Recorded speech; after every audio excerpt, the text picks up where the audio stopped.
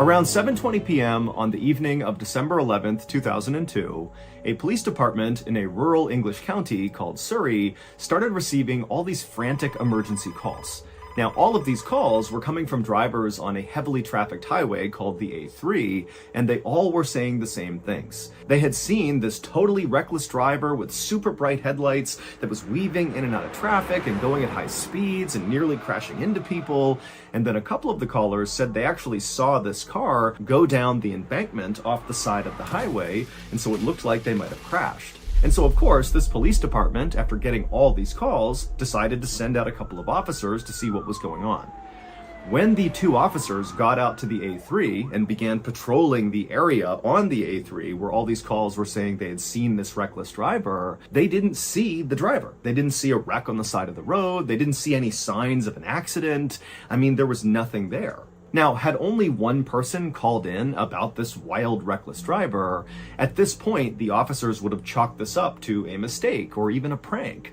But so many people called in about this one particular reckless driver on the A3 that these two officers decided to just keep on looking and really see if they can figure out where this driver went. And so to this point, the two police officers had been just driving on the A3 to try to find this driver. And so they decided they would park their vehicle, get out, and walk on foot on the edge of the highway because there were these huge forests that lined either side of the A3. In fact, Surrey, the county in England where this was one of the most heavily forested areas in all of England. And so these forests on either side of the A3 were very dense. You could not see very far into them. And so these officers were thinking that it might be possible that this driver, if they were driving as recklessly as all the callers made it seem like, they could have veered off the highway, gone down the embankment, and then because they were going at such a high speed, they could have crashed their way into one of these forests and basically disappeared from view from the road. That in order to see this crash in the forest,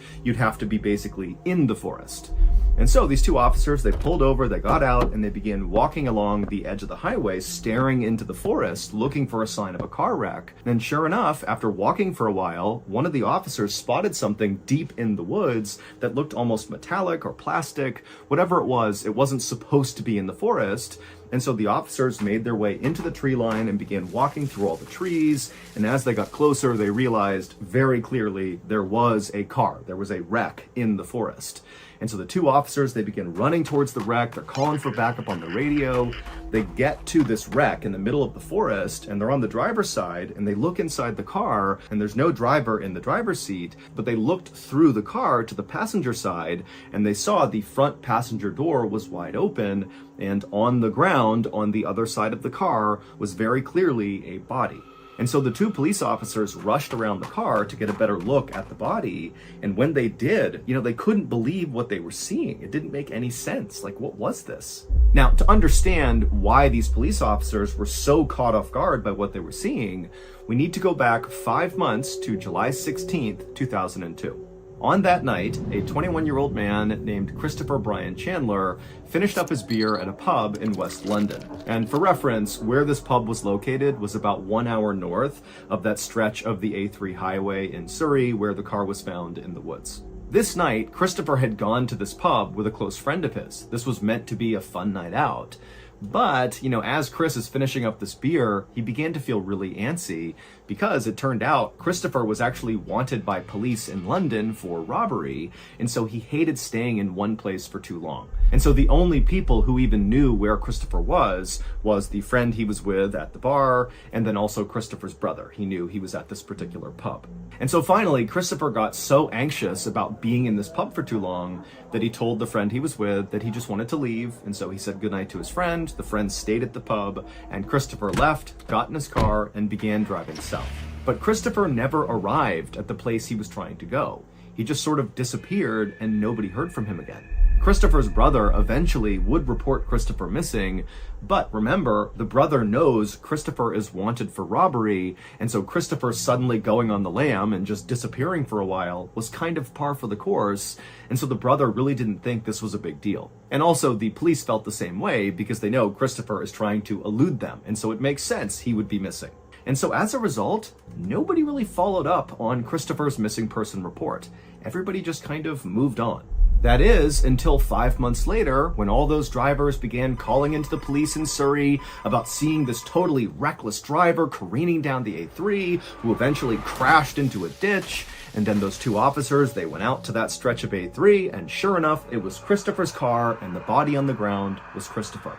However, there was a problem. When the two police officers walked up on Christopher's car and saw it for the first time, they were struck by how old it looked. But it didn't really register with them why that would matter. It just stood out to them that this is a really, really old and rusted up car. But when they went around to look at the body on the ground, Christopher's body, they saw that his body was actually mostly a skeleton, which meant Christopher did not crash and die on this night, December 11th, 2002. Very likely, he crashed and died 5 months earlier, right around the time he disappeared. Now, the Surrey police, they say that this was all just one big coincidence, that the reckless driver that all these drivers were reporting that night on the A3 must have not crashed and actually just kind of got away, and then just by coincidence, when the police were searching that area of the A3 for the reckless driver, they happened upon Chris and his car. But remember, several of the drivers who called in that night about seeing this reckless driver on the A3, they specifically said they saw the car veer off the embankment and crash down below near the tree line. Like, this is a serious crash. Someone needs to get out here with an ambulance because probably someone's hurt. And then when the police got out and searched the exact area where this crash supposedly happened, they find Chris's car that had all the hallmarks of a car that was driving recklessly on the A3 that veered off and crashed into the woods. I mean, they found Chris and his car because of these calls, but it could not have been Chris. But what other car could it have been? As of today, we do not have a good explanation for how this happened, and so it's been dubbed the A3 ghost crash.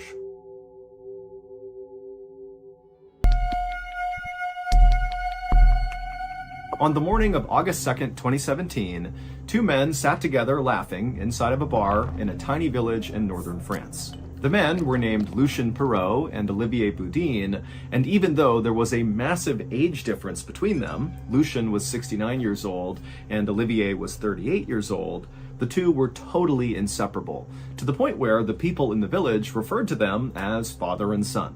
Lucien had spent his whole life working in manufacturing in a nearby city, but just 4 years earlier, he had finally retired and he had moved into a small home inside of this northern French village.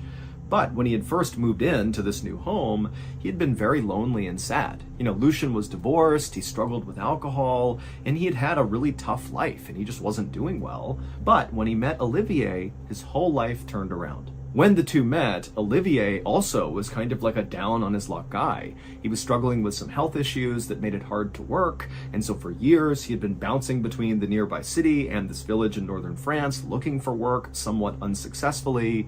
And so when these two happened to connect, it's like they bonded over having kind of difficult lives. And for Lucien, what really mattered to him was Olivier, despite being so much younger than him, did not treat Lucien like he was this dried up, worthless old man. He treated Lucien like a peer.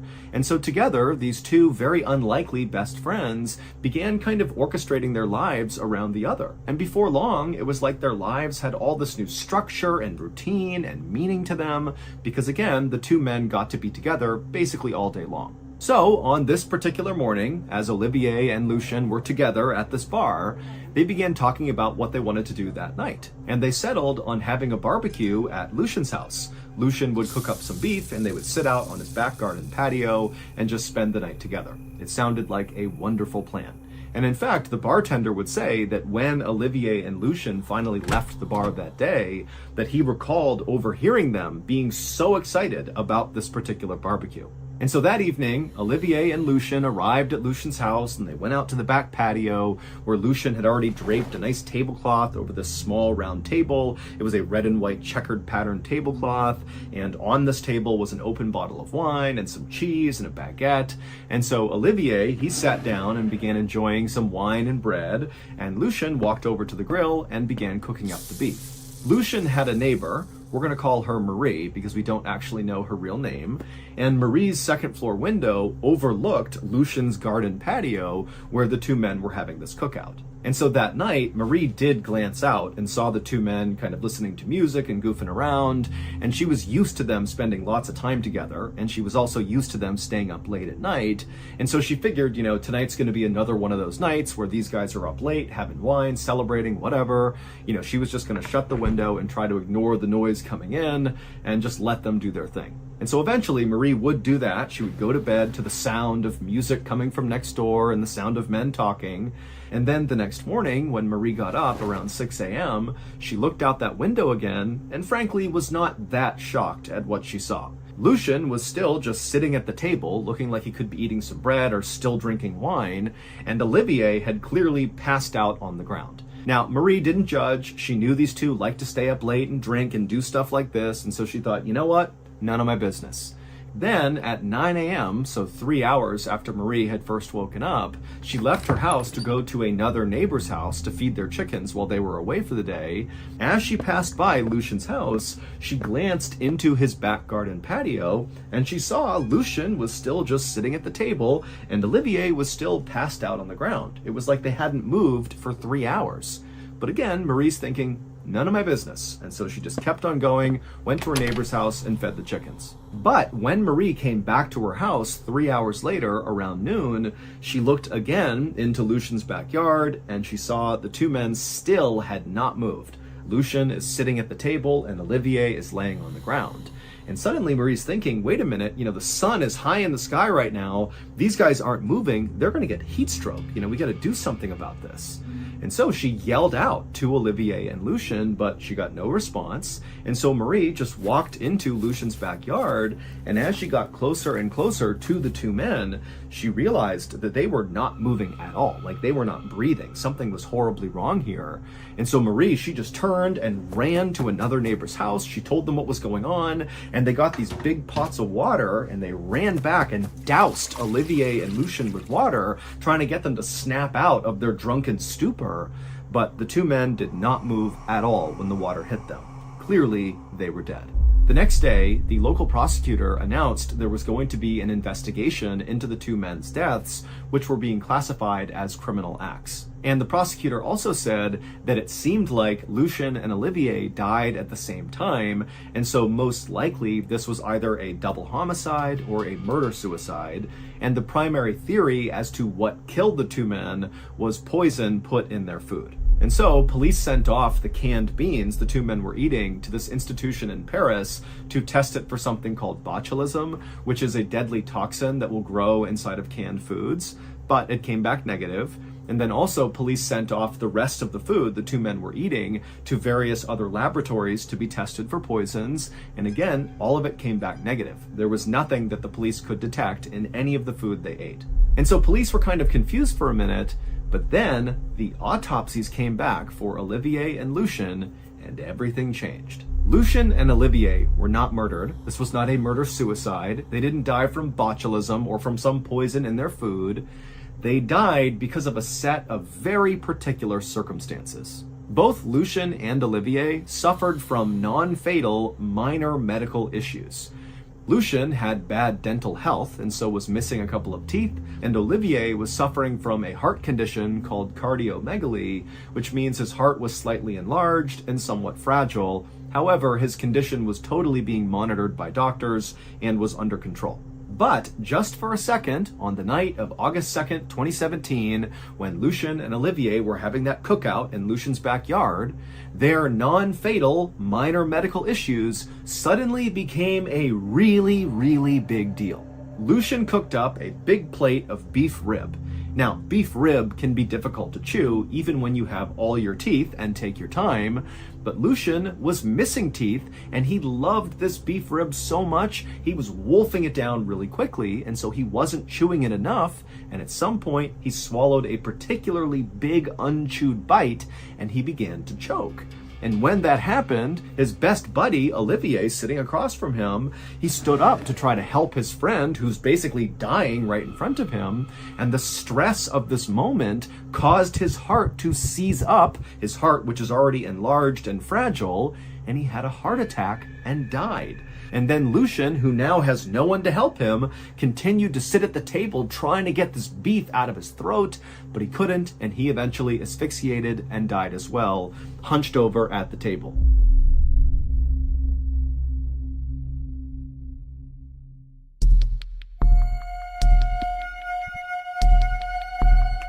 A little after 7 a.m. on the morning of April 15th, 2007, 3 men launched a 35-foot white catamaran called the Cas 2 from a marina in northeastern Australia, kicking off what was supposed to be the trip of a lifetime.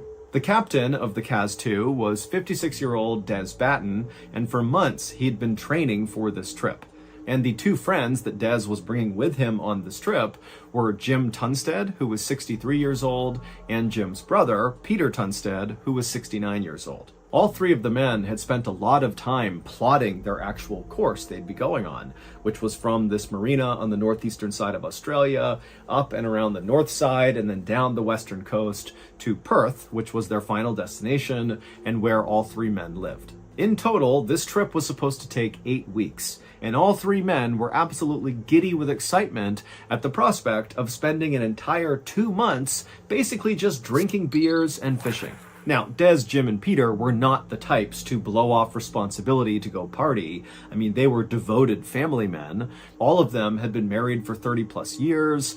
Des had 2 kids, Jim had 4 kids, and Peter had 5 kids. But they were all either retired or nearing retirement, and this trip was going to be kind of a way to celebrate the end of an era. And while all 3 of them had gone on other big sailing trips, this one easily was the biggest one in terms of the distance they were covering and how much prep went into it and how expensive it was. I mean, this was like 10x the scope and scale of any other sailing trip they had done. And so, on April 15th, 2007, shortly after the 3 men had launched their boat and kicked off this big trip, Peter's wife would call him just to see how it was going. And she would say, you know, Peter was in great spirits, and she could hear the other 2 men laughing in the background, and it sounded like they were about to start fishing and maybe have a couple of beers.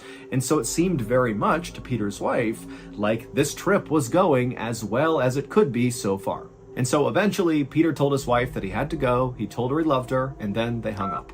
Now, Des, who was the captain of the Cas 2, was adamant about safety being the top concern for this trip. Even though all 3 men were relatively healthy and had a lot of sailing experience, and even though Des was a member of a volunteer marine rescue group and so literally could be called on to go perform rescues at sea, despite all this experience and know-how, before they kicked off this trip, Des made Jim and Peter go through all these man overboard drills on the Cas 2 to make sure they knew how to do it if for some reason, you know, an emergency arose out at sea. And so the men got really comfortable using all the life-saving equipment and going over all the procedures. And then also when they charted their course, Des stressed that at no point should they be sailing into open water. They needed to stay close to shore the whole time just because it was safer. And so when Jim began filming a video around 10 a.m. on the day they set sail for this trip, you can clearly see the shore in the background of this video, so they're following the course they had planned. But a couple of hours after Jim had shot that video on the day they left, a woman named Isabel Wheeler, who did not know Des, Jim, or Peter and had never seen the Cas 2 before, she was fishing in an area called Champagne Bay when she looked out into the water and she saw the Cas 2, a white 35-foot catamaran sailing east to west across the horizon. And then at some point, as Isabel was watching this boat, which really meant nothing to her, she just happened to be watching it, she saw it make a quick 90-degree turn and began sailing out towards the open ocean away from the coastline. Now, remember, Isabel knows nothing of this boat or its occupants, and so has no idea that Des, Peter, and Jim had been so clear about at no point will we sail into the open ocean. It's too dangerous. Stay close to shore. She didn't know that. And so she just saw a ship turning and sailing out to the open water, and she thought, okay, whatever. You know, so she didn't go and report what she saw. It was only later on when details emerged about what happened on the Cas 2 that she would later come forward and say, hey, I saw that boat and this is what they did.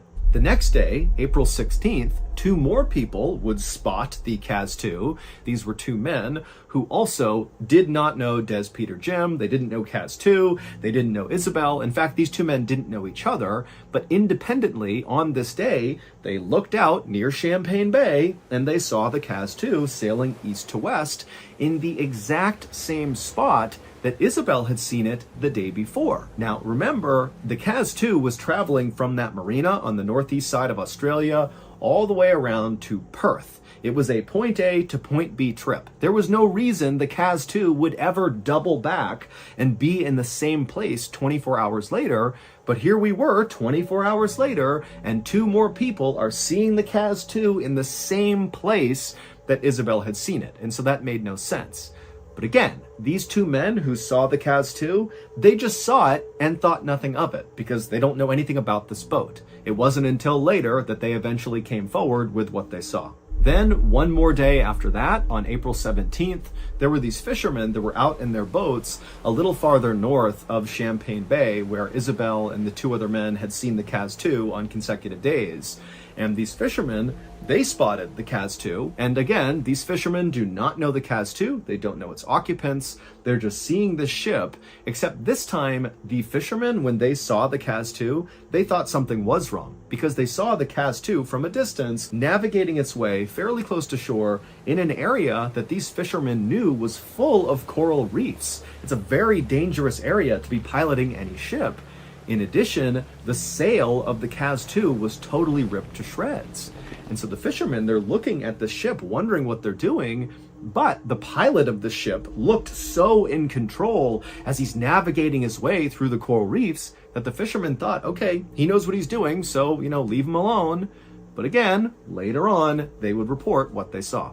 It wasn't until the next day, April 18th, so 3 days after Des, Peter, and Jim had set sail, that anybody realized there was an issue with the crew of the Cas-2. Because on April 18th, a Coast Watch surveillance helicopter was flying over the Great Barrier Reef, and they looked down and they saw the Cas-2 with its badly damaged sails, piloting all around this very dangerous part of the water to be piloting. And so the crew on board the helicopter attempted to radio down to the Cas-2 to see if they were okay, but no one from the Cas-2 called back to the helicopter. And so as they're waiting for a response from the Cas-2, the helicopter crew is watching the pilot of the Cas-2 clearly, navigating the boat in between coral reefs. And it seemed like, despite the damage to the sails, he knew what he was doing. And so to the crew on the helicopter, this didn't really look like an emergency, but it seemed like something worth flagging. And so they called the Marine police and said, hey, we have this ship here that's not responding. We think they're okay, but you might want to come take a look. And so the Marine police, they would come out to the area where the helicopter had said they had seen the Cas-2, and when they got there, the Cas-2 was gone. At this point, the Marine police got some information about the boat, Cas-2, and discovered who owned the boat and who was on this trip, so Des, Peter, and Jim, and the police would get in touch with all of their families, and they would all tell police that besides Peter's wife, who talked to Peter on that morning they left, no one had heard from any of the men. They had gone totally silent since that first day. And so when police heard this, they knew this had to be some kind of emergency, and so a search was launched to find the Cas-2. And 48 hours later, a rescue helicopter that was part of the search was about 80 or so miles off the northeastern coast of Australia when they looked down and they spotted the Cas-2. And it still had all torn up sails, and it was kind of spinning listlessly in the water, and from the helicopter, they couldn't see anybody on board the ship. It was totally vacant on the deck. Now, at this point, authorities really have no idea what's going on with this boat or its occupants. It was possible that maybe they had been hijacked, and so Des, Peter, and Jim could be held hostage down below, along with the people that took them hostage. Or maybe the boat just got stolen, and Des, Peter, and Jim are not on this boat, and that it's just the criminals on board, and again, they're down below, hidden from view. So authorities, they don't know, but they decided to take a risk and just send somebody down to get on that boat and just see what was going on. So, a rescue officer on board the rescue helicopter named Corey Benson was lowered by a rope where he was dropped into the water, and then Corey swam by himself over to the Cas-2 and he climbed up the side of the boat and he stepped onto the deck, and right away he noticed it was kind of like eerily quiet on board the boat. There was nobody he could see, and there was no sign of any disturbance, minus the sails of the ship being all tattered. And for a second, Corey thought about maybe calling out for Des, Peter, and Jim to see if they were down below and could come up and solve this mystery. But then he also worried that if he called out, there could be some bad people on board this boat, and he didn't want to draw their attention. And so Corey was quiet and just began walking towards the front of the boat. And as he did, he began to notice signs that people must have recently been on board this boat doing normal things. Like, for example, there was a fishing rod that was cast out into the water that was anchored to a post on the side of the boat that looked like it had just been operated minutes ago. There was a blue mug of coffee that was just sitting on a table that looked like maybe someone had been drinking from it recently.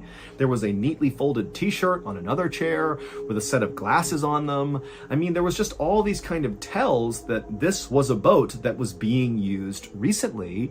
And when Corey actually got to the front of the boat where the captain would stand, he saw the engine was actually still on. It was idling. And so Corey turned it off. Now, at this point, Corey knew his next step was going down the stairs and opening up the door that led into the cabin down below to see if Des, Peter, and Jim were down there. But he also knew when he went down there, despite there being backup up in the helicopter and more people making their way out here, Corey would be all alone if there were criminals or bad people down there. But this was his job, and so after taking a deep breath, he turned and walked down the few steps, and he got to the door that led to the cabin. He grabbed the handle and he opened it up. And the room he was walking into was kind of like a half living room, half kitchen area. And he saw there was this table, and on it was a newspaper that was dated April 15th, so the day the Cas set sail. And then on the wall behind the newspaper was a calendar where days had been marked off all the way through April 14th. April 15th was not marked off. But also nearby on a table was a computer that was still plugged in and on and looked very much like someone had just been using it. And also there were plates of food that were out that didn't look that old, that also seemed like people must have just been eating from them. And then also Corey could see past this common area into the bedroom, and very obviously the bunks inside of there had been slept in. And so basically everything seemed like it was where it should be. There was just one problem. Des, Peter, and Jim were not on this ship. There was no sign of where they were. They were just gone. And there was nobody else on board the ship. It was just completely abandoned with no sign of what happened. Des, Jim, and Peter were never found. And so we have no idea what actually happened to them. Nor do we have any idea why they were seen by Isabel and the two men and the fishermen doing all these weird things, like randomly piloting out towards open water, which totally went against their plan, which was stay close to shore, be safe. Or, why on that second day they were seen in the same spot near Champagne Bay, indicating they had doubled back after going towards open water. That went against their plan, which was point A to point B. Why are they doubling back around? And so unfortunately, this whole thing is just one big mystery that has yet to be solved.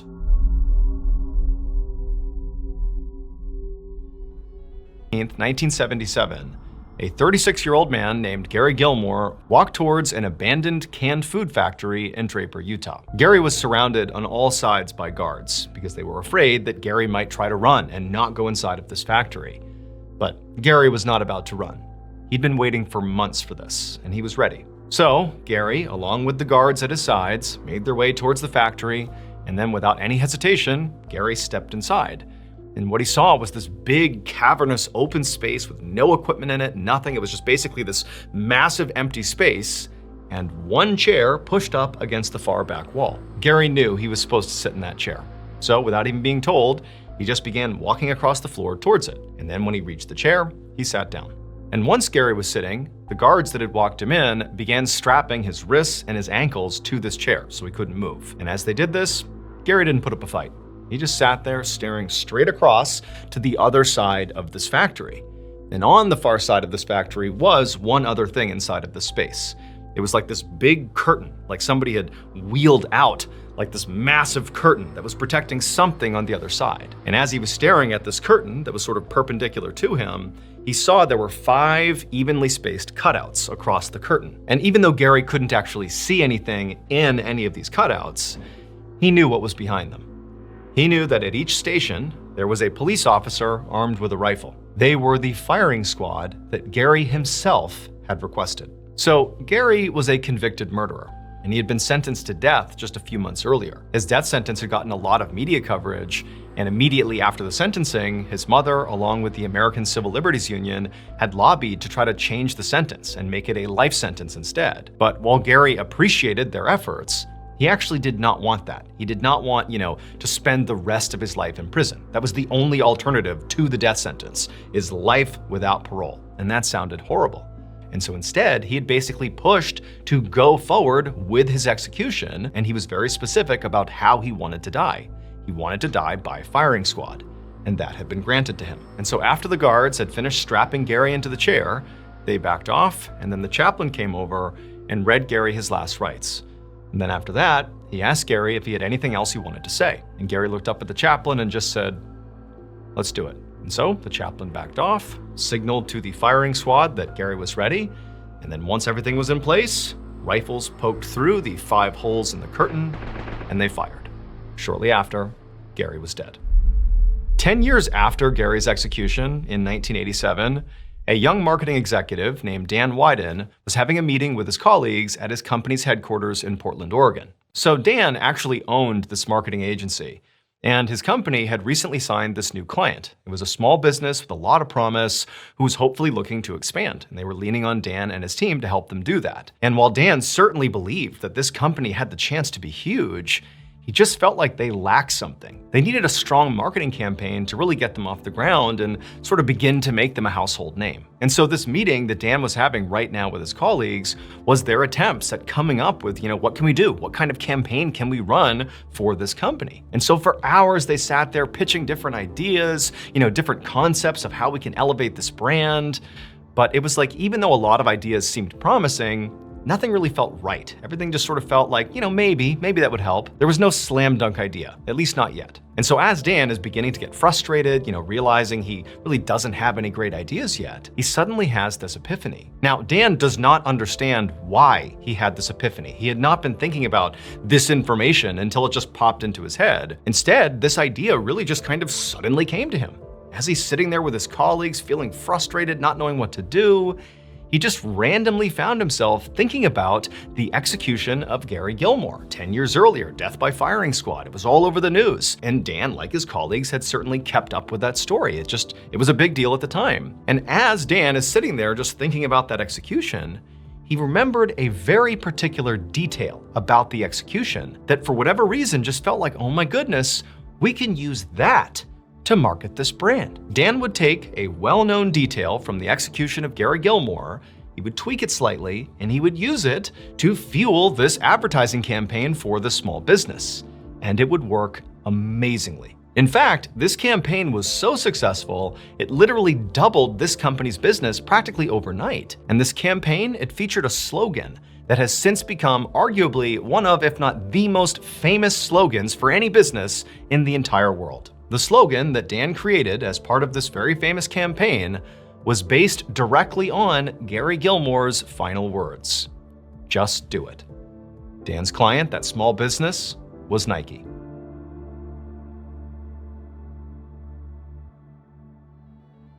One night in 2009, a 23-year-old man named Chris, along with his date, walked into a McDonald's in London, England. The following day, Chris had a very important job interview in the morning, and so this dinner in McDonald's was going to be the last part of the date. There were no plans beyond this. This McDonald's was dirty, it was loud, it was packed with people, so not exactly a romantic location for a date, but this was all Chris could afford. In fact, he really needed that job the next day because he just didn't have much money. But for now, this was the best he could do, and so he put on, his best smile and looked at his date like, "Is this okay?" And she kind of looked back and smiled like, "I get it, it's fine, we can eat here." So they hopped in line and they waited, finally got to the counter, they ordered their food and their drinks, and then after receiving them, they turned around and looked for a place to sit down. But as they looked around, they saw every table was taken, literally every one. And so Chris and his date began looking for tables where, there were at least a couple of empty seats. Maybe somebody was sitting there, but they might allow Chris and his date to sit with them. And so they began walking around, and eventually they would find a table where there was just this one guy sitting there.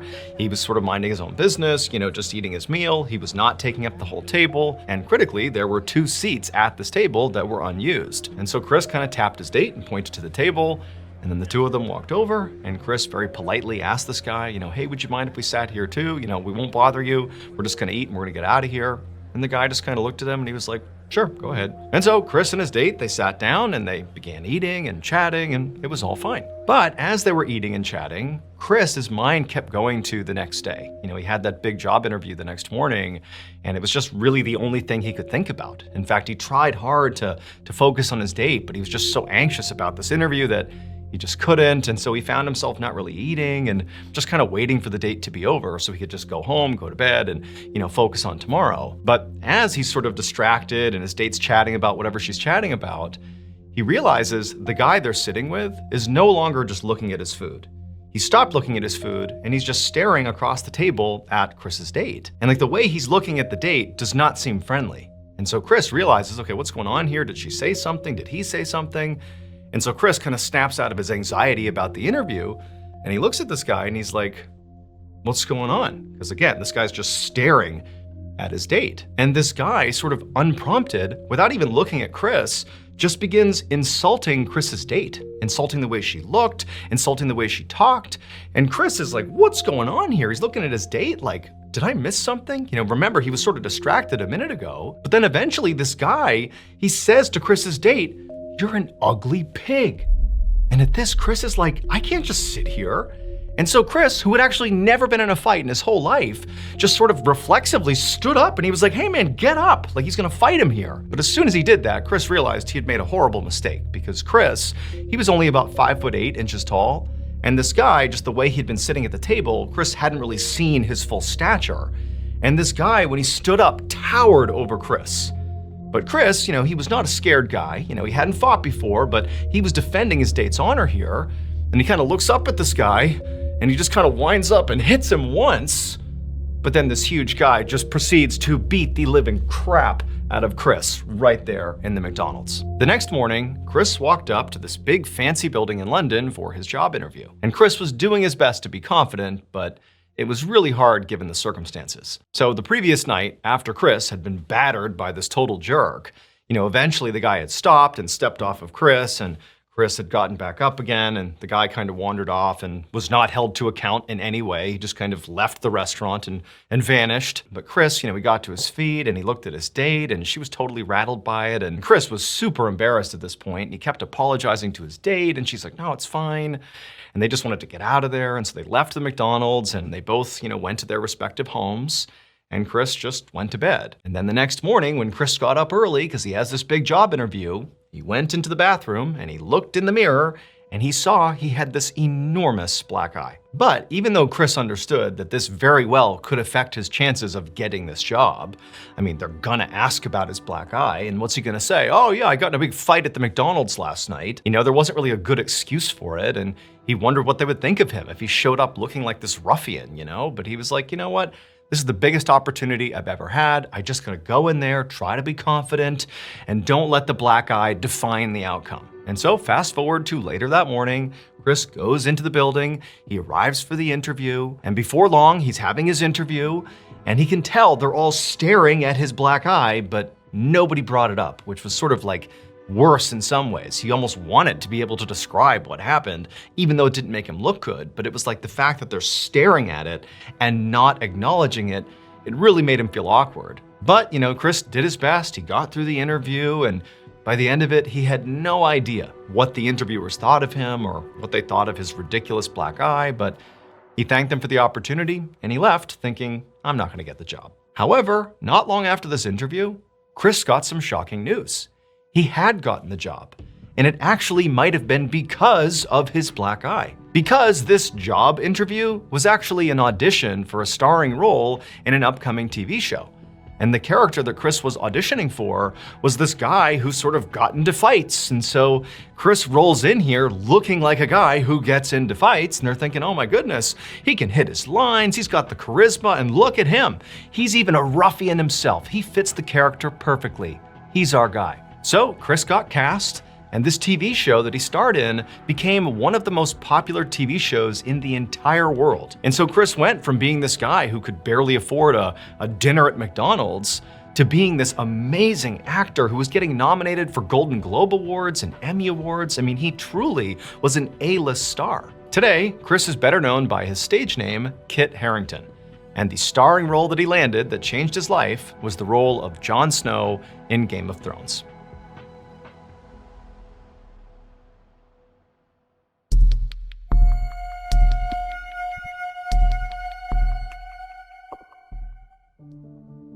One night in 1925, a 21-year-old college student named Ted was inside of his dorm room at Dartmouth College in New Hampshire, surrounded by his friends. Ted and his friends had gotten their hands on a bottle of gin, and so tonight they were just sitting around, drinking this gin and having a great time. Now, Ted and his friends knew this was not allowed. I mean, literally they knew this was illegal. It didn't matter that they were 21 years old.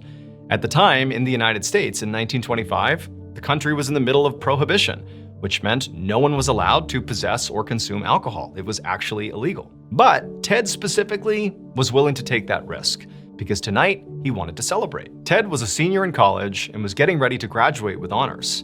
And also, he had recently been named the editor-in-chief of Dartmouth's humor magazine called Jack-o'-lantern. This was a big deal for Ted. I mean, he had aspirations of graduating and becoming a professional writer and publisher, and it just felt like everything was falling into place, getting this job as editor-in-chief. It was a huge accomplishment. So Ted took a swig from the bottle and passed it around the circle, and before long, he and his friends were all pretty drunk and having a great time, laughing and joking and telling stories. It was a lot of fun, but at some point, they heard a knock on their door. And right away, Ted and his friends went silent, remembering that, oh my God, are we in trouble now? Ted said, no, it's fine. I'm sure it's just, more friends coming to stop by and hang out with us. And so Ted, he gets up, he goes to the door, and his heart's racing a little bit because he doesn't know who's there. He opens the door, and it's not friends, it's two police officers. And so Ted and his friends all got busted for drinking alcohol. However, fortunately for them, the police did not press charges, and so nobody went to jail, and also the school, Dartmouth, decided not to expel Ted or any of his friends. However, they were dealt some pretty severe punishments. Specifically, Dartmouth stripped Ted of all of his academic honors and extracurriculars, which meant he was no longer the editor-in-chief of the Jack-o'-lantern magazine. In fact, he was told by the school that not only was he no longer the editor-in-chief, but he couldn't even submit to put anything in writing into that magazine. He was totally banned. Ted was heartbroken, less so about the academic honors and much more so about being, cut off from the Jack-o'-lantern magazine.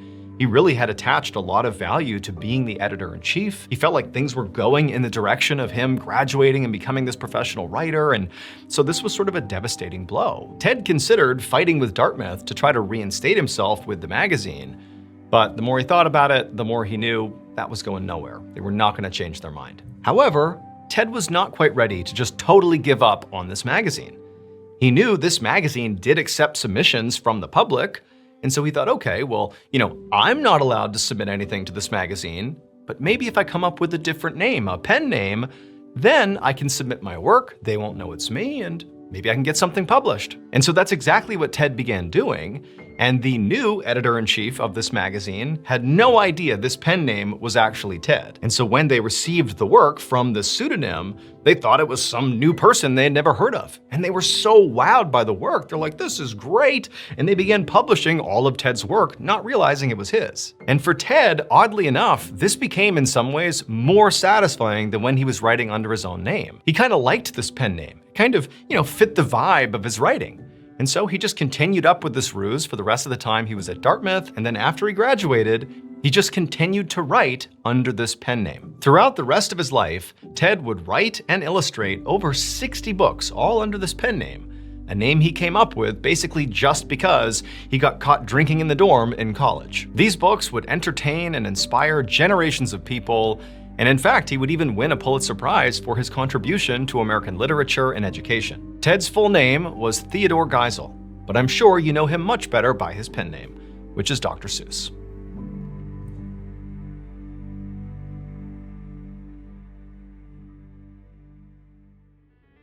Late on the afternoon of March 22nd, 2015, 29-year-old Denise Huskins reached for her buzzing cell phone, and when she saw who was texting her, she immediately felt this knot of anxiety in her stomach. It was her on-again, off-again boyfriend, Aaron Quinn, and right now, at least according to Denise, they were off, and likely it was going to stay that way.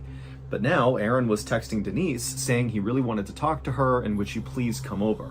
It was a Sunday, and Denise was home alone in her little apartment in Vallejo, California, which is inside the San Francisco Bay Area, and Denise really just did not have it in her to go talk to her ex-boyfriend.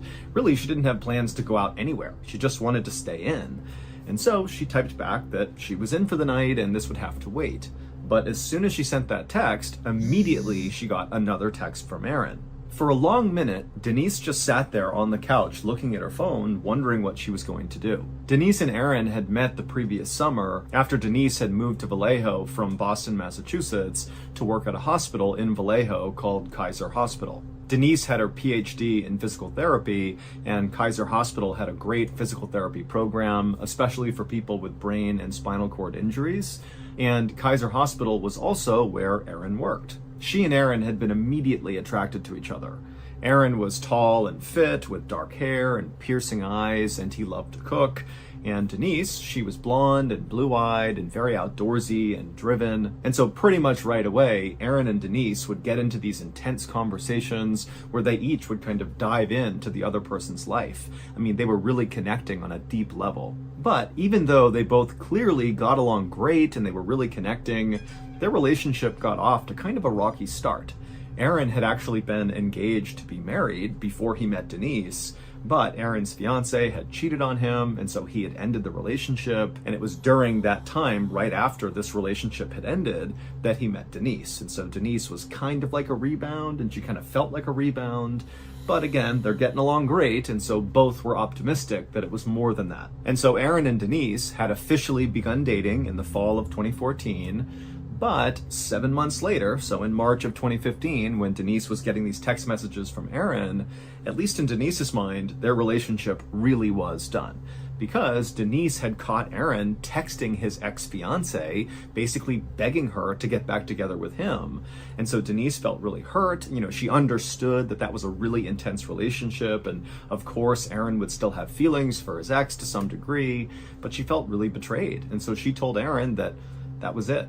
But it was really painful for Denise because she did love Aaron, even though she knew, this relationship likely wasn't going to work. And now here Aaron was blowing up her cell phone with text messages to meet up and talk, and he just wasn't taking no for an answer. And so Denise finally typed out this long message back to Aaron, basically saying, look, I don't feel comfortable coming to your house. It's the house that you shared with your ex. I don't want to go there. We can talk another time. I think for right now, what you need to focus on, Aaron, is kind of like recording me. Take me out on dates and show me that you really want to be with me, because right now there's no trust. And Aaron, to his credit, wrote back to Denise and basically said, yes, I'm definitely willing to do that. I want to put in the work to win you back. I care about you, Denise.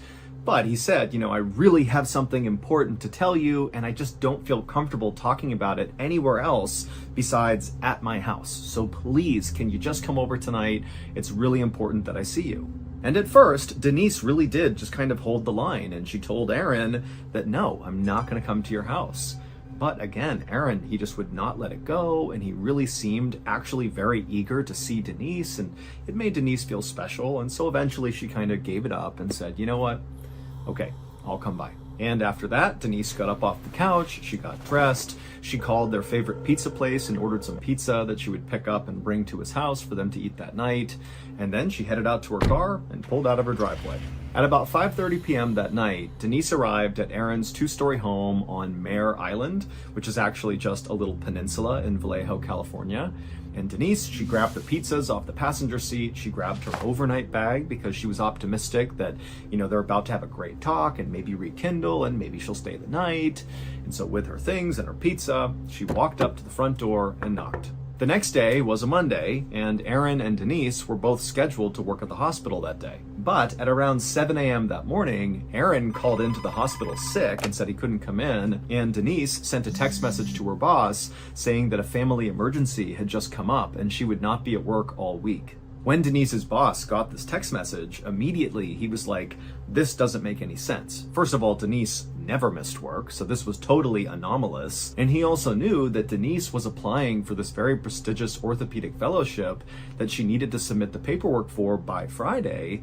And he knew she had a lot of work to do on this paperwork that basically required her to be at work that week to get it all done.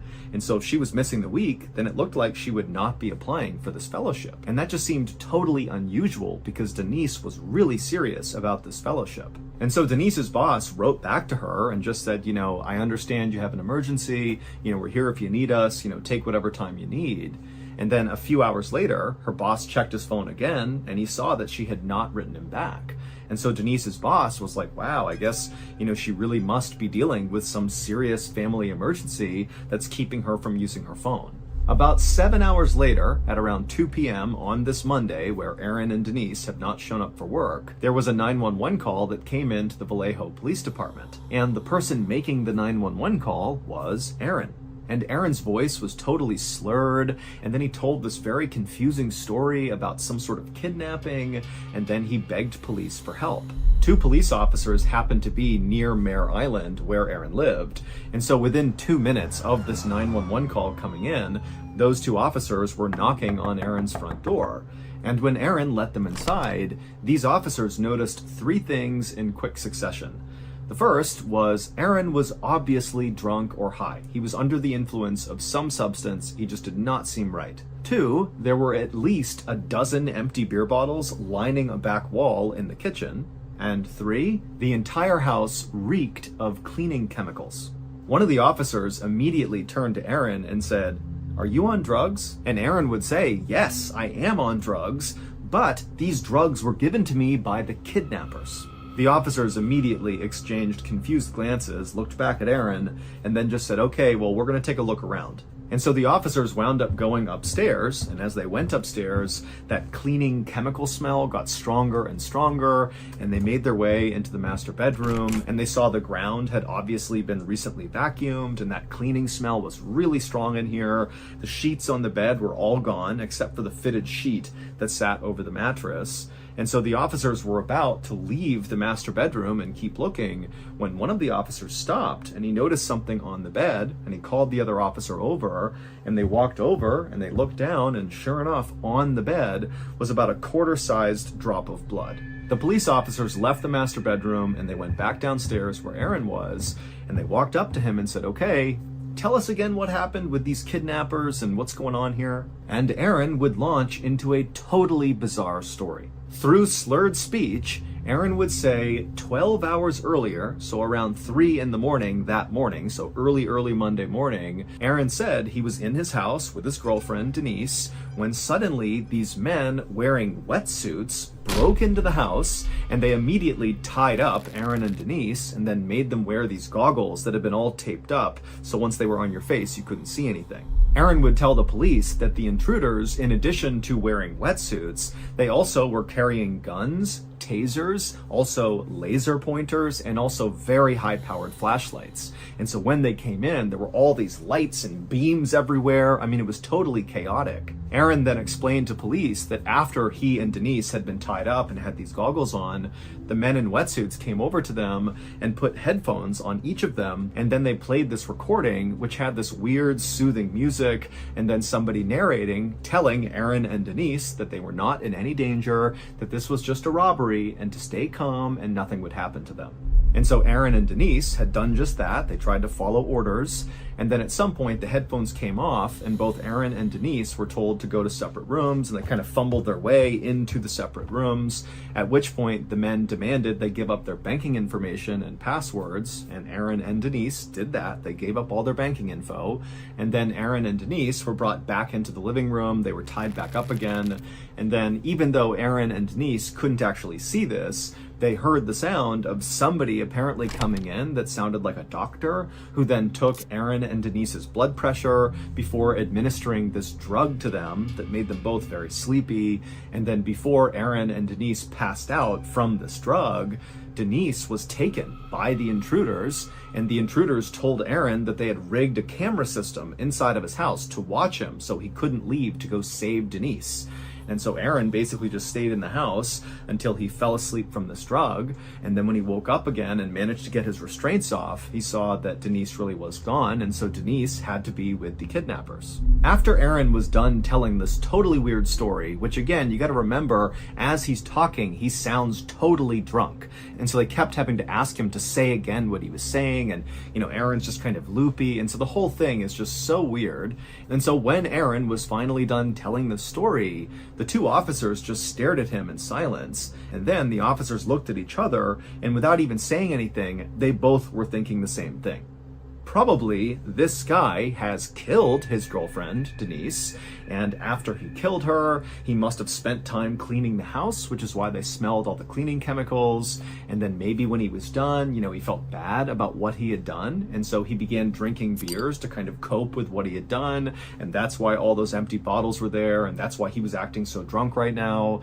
And then at some point he had worked up the courage to call 911 and pretend that he didn't know where his girlfriend was and make up this whole alibi about these weird kidnappers that came in and did this stuff. But obviously it was just a ruse. This guy killed his girlfriend. That's what happened. And so finally, one of these officers spoke to Aaron and they said, "You're going to need to come to the station with us and explain yourself." Long for the police in Vallejo to launch this massive search all over Mare Island to look for Denise. And at this point, they were kind of looking for a body because based on what was going on in Aaron's house and the story he told, it did seem like very likely she had been murdered and disposed of somewhere. And so they had dogs out and dive teams out in the water. They had hundreds of volunteers looking everywhere.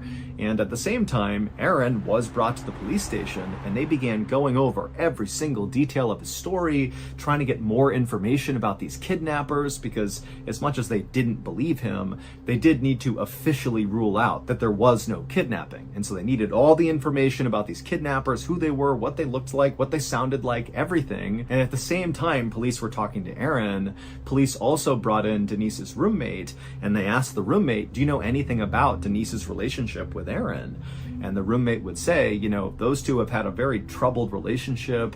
And the roommate would say that, as far as they understood, Aaron and Denise were not a couple anymore. And so police would actually go over to Aaron in the police station and they would say, "Hey, we have people saying that you and Denise, who you called your girlfriend, you guys were not dating. You had broken up. Explain yourself." And Aaron would say, "Well, actually, that's why Denise was coming over. Before all this kidnapping happened, she was coming over so we could reconcile." And we did. We had reconciled. We were back together when the kidnappers in wetsuits came inside the house. But the more police looked into Aaron's kidnapping story, the less it made sense. And it really didn't make sense to begin with. And so really, it just got weirder and weirder and weirder. Like, for one, Aaron said that he and Denise had been kind of forced to give up their banking information and their passwords, and they did that. They gave that up to the kidnappers. But when police looked into Aaron and Denise's banking records, there was no money withdrawn. The only activity on either of those accounts was on Aaron's account. 2 hours before Aaron called 911, he called his credit card holder and attempted to get them to give him a large cash advance so he could buy a boat. When police asked Aaron about the strong cleaning chemicals smell in his house, Aaron absolutely denied doing anything to clean his house. He didn't know how that happened. Also, Aaron would tell police that these kidnappers had actually wanted a ransom to be paid to them, but he said it was only for $8,500. And so police are like, why would these kidnappers take Denise and run away with her and risk very serious jail time for $8,500? It just seemed way too low for what they were doing. And then there was another weird detail that came out of interviewing Aaron at the police station. One of the police officers had noticed that Aaron's eyes were totally dilated, his pupils were huge, and for a little while, police had thought maybe that was because he was on some drug or something which can cause your pupils to dilate. But based on the weirdness of the story that Aaron was relaying to them, they actually began to suspect that Aaron was having a schizophrenic break. That is a symptom of a schizophrenic break.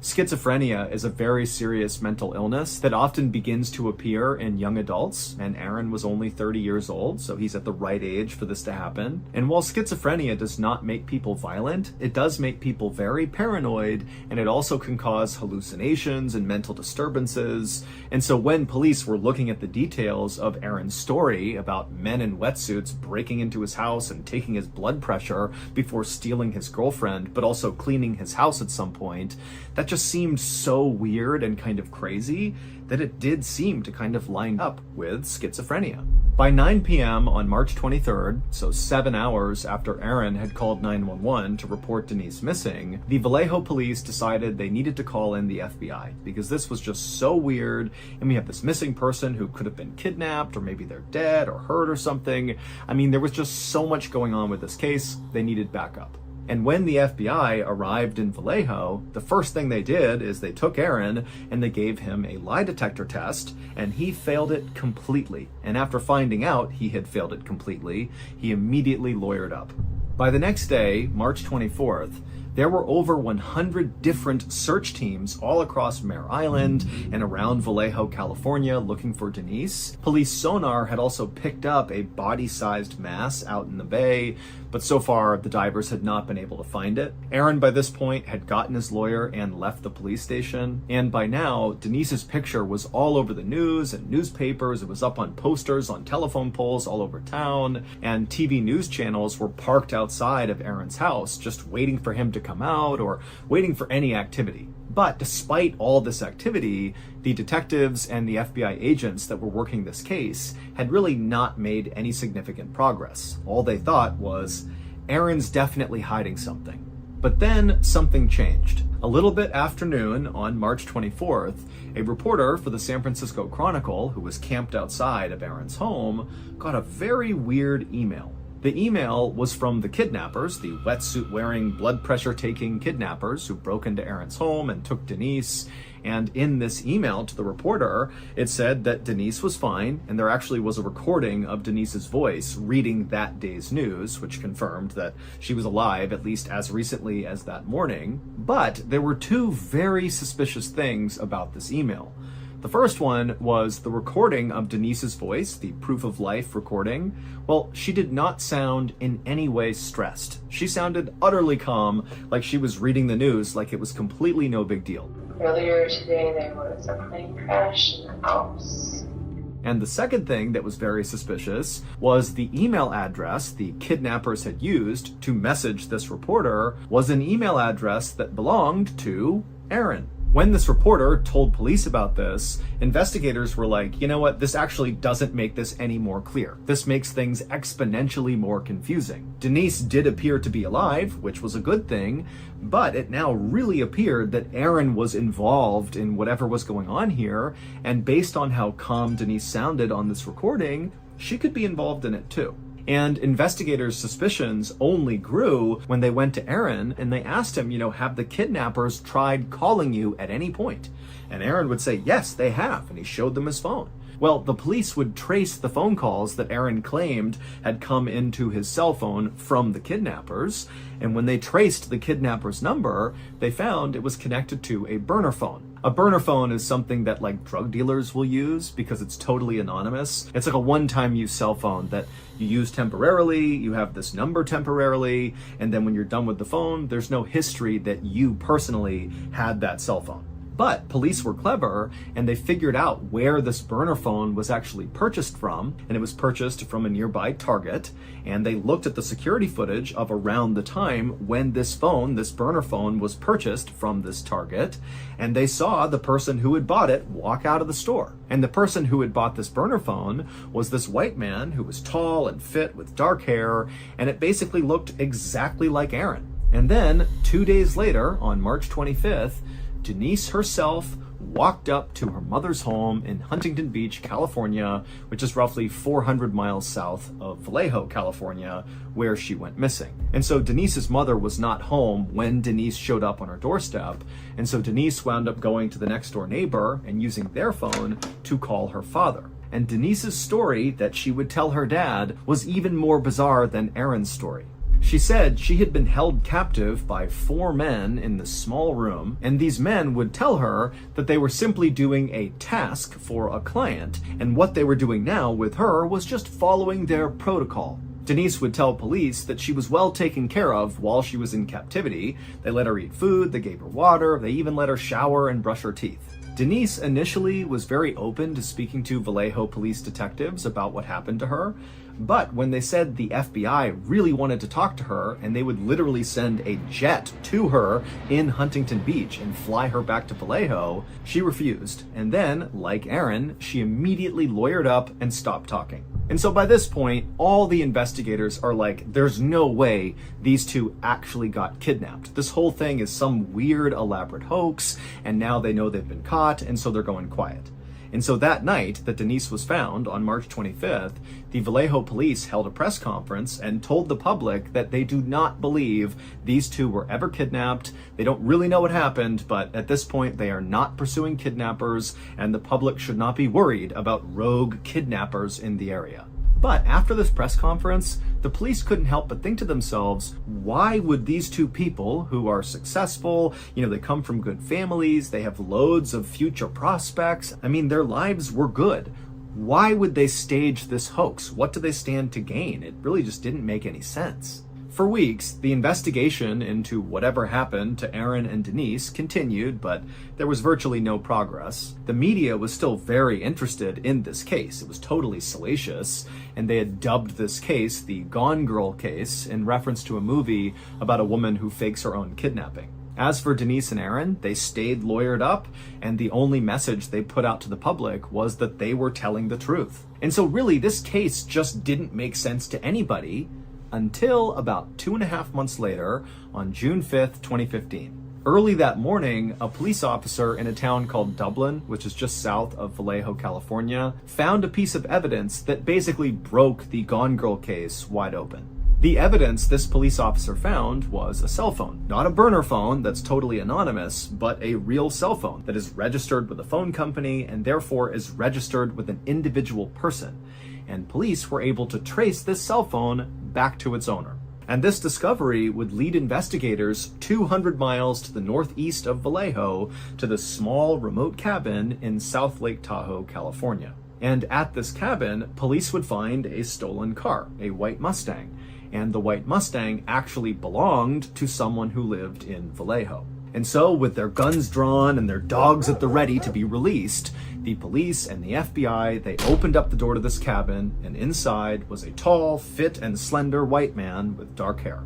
The cabin was a total mess, with discarded food and trash and piles of clothes everywhere, but none of that really stood out to the police. Instead, what stood out to them as they're yelling at this guy to stay where he is all around the cabin, all over the ground, kind of on top of all the trash and mess, were things like laser pointers and high-powered flashlights and zip ties and goggles, like swim goggles, with tape all across the front of them blocking out your view. The police had finally found one of the kidnappers. And while this kidnapper looked exactly like Aaron, he was a tall, fit, slender white man with dark hair, it wasn't Aaron. In fact, neither Aaron nor Denise had ever met this person, and this person, this kidnapper, had never met Denise or Aaron. There was absolutely no connection between them.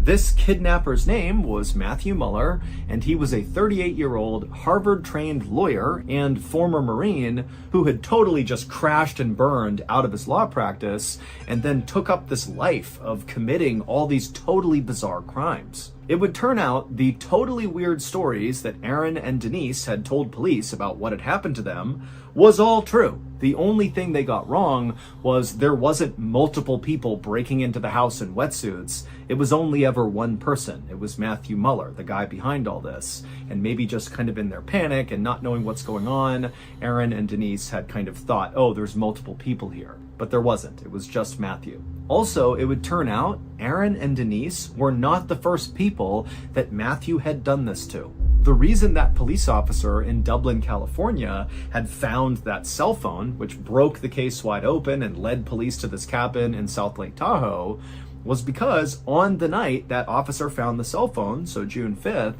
Matthew Muller had attacked another couple in the middle of the night in their home. But that couple had been able to fight Matthew Muller off, and Matthew had dropped his cell phone in their home before he fled. And so when this couple had reported this to police, that was how they got that cell phone.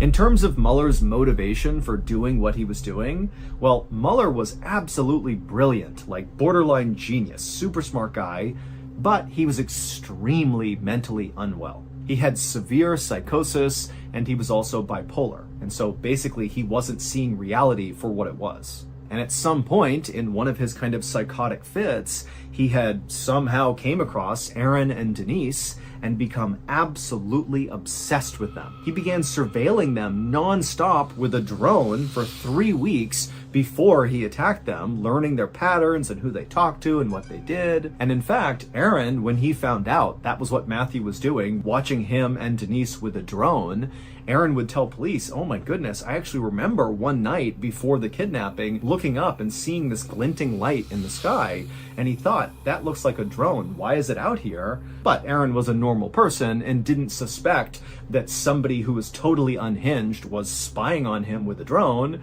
and so he had forgotten about it. And so after Muller had surveilled Aaron and Denise for 3 weeks using his drone, he was ready. And so in the middle of the night, he broke into Aaron's house wearing a wetsuit.